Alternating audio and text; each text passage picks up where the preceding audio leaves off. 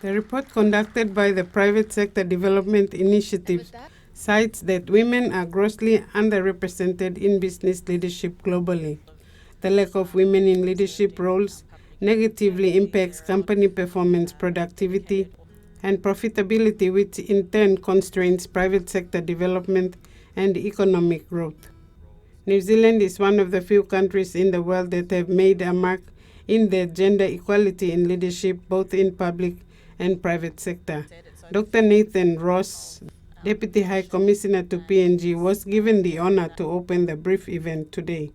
This report provides crucial insights into women's representation in business leadership and compares the findings from Papua New Guinea to global data and the data from countries throughout our Blue Pacific region.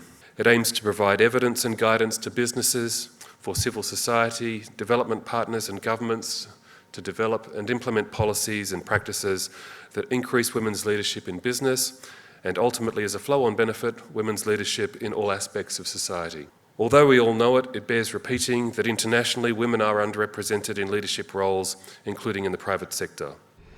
Rosanda Cora, representing the Private Sector Development Initiative, made a PowerPoint presentation on some of the key facts and figures in the findings of the report.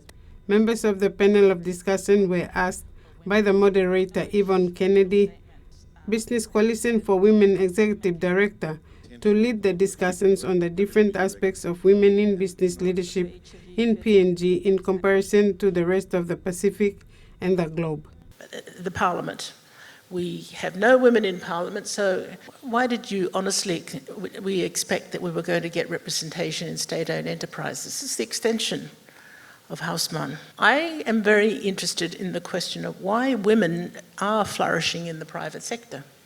Yvonne Kennedy emphasized, PNG has one of the lowest rates of gender equality in the world. Not only is this bad for women and girls, it is also bad for business.